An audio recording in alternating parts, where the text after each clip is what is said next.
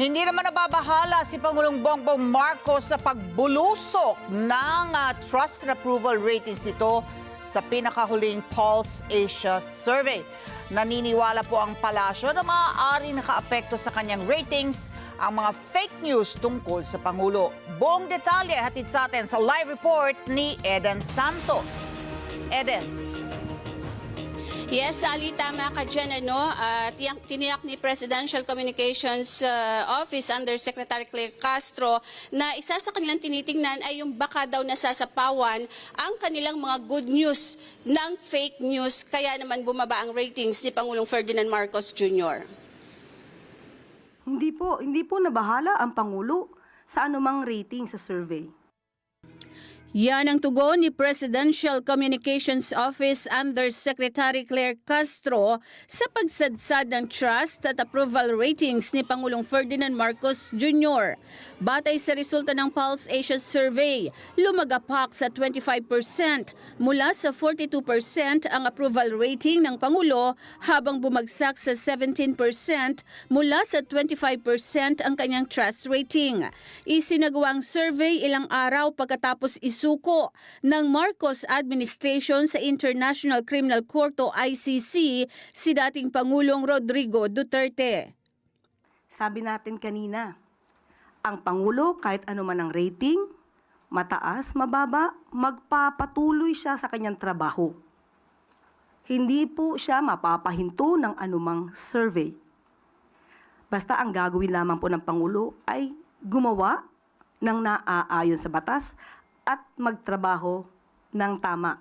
Kasama rin dito. Idiniin naman ni Castro na ang 2,500 respondents sa survey ay hindi kumakatawan sa mahigit 100 million na Pilipino. Dagdag pa niya na ang pananaw o opinyon ng respondents ay posibleng naimpluwensyahan ng mga fake news. So, kung ang mga tao man na ito ay nagbigay ng kanilang mga opinyon, maharahil ay bunga ito ng mga fake news. At kung ito man ay totoong nagkaroon ng pagsagot, hindi na naman ito pabayaan ng gobyerno dahil dapat natin malaman ang mga respondents, saan ang mga respondents ba ito ay nakakatanggap ng totoong news o naiimpluwensyahan ng fake news. Nagbigay na rin anya ng direktiba si Pangulong Marcos na pigilan o mabawasan ang fake news. Kaya nga po gumagawa ngayon ng aksyon, nagkakaroon po ng pagpupulong ang Presidente, ang Pangulo, sa mga heads of the agencies, especially DICT, para po matugunan na po at mabawasan na po itong mga fake news na nagkakalat, lalong-lalo na po ngayon, campaign season.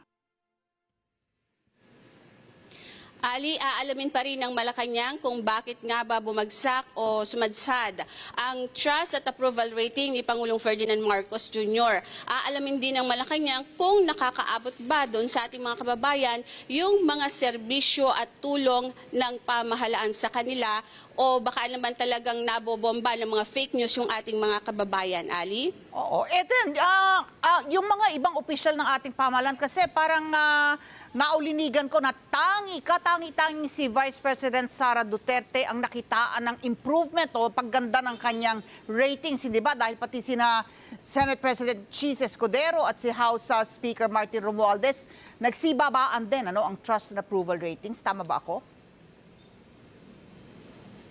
Yes, sama ka, Ali, at tanging si BP Sara nga lang yung nagkaroon ng pagtaas, improvement dun sa kanyang ratings.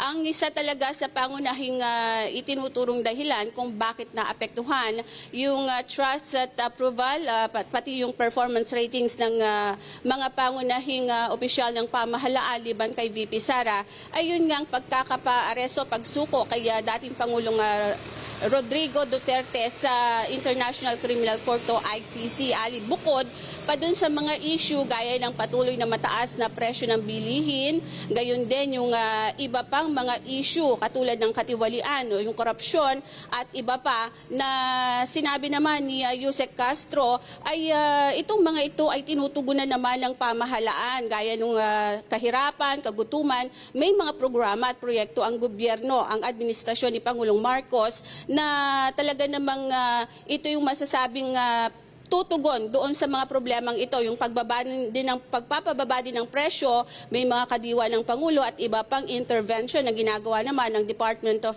Agriculture at iba pang mga kaukulang ahensya upang ito ay matugunan ng pamahalaan. So ang pinaka nakikita talaga ay yung pagkakapaaresto kay FPRRD na sa social media ay kitang-kita naman natin na talaga namang yung mga opinion, pananaw ng ating mga kababayan ay makikita mo na agad doon kung kanino sila pumapanig, kung sa gobyerno ba o sa dating Pangulo, lalo na at medyo nagkakaroon ng pagkakaiba-iba yung sinasabi o binabanggit na dahilan ng mga opisyal ng pamahalaan na lalong lumutang nung panahong nagsagawa ng hearing ang komite ni Senadora Amy Marcos, Ali. Okay, maraming salamat. Eren Santos nag-uulat live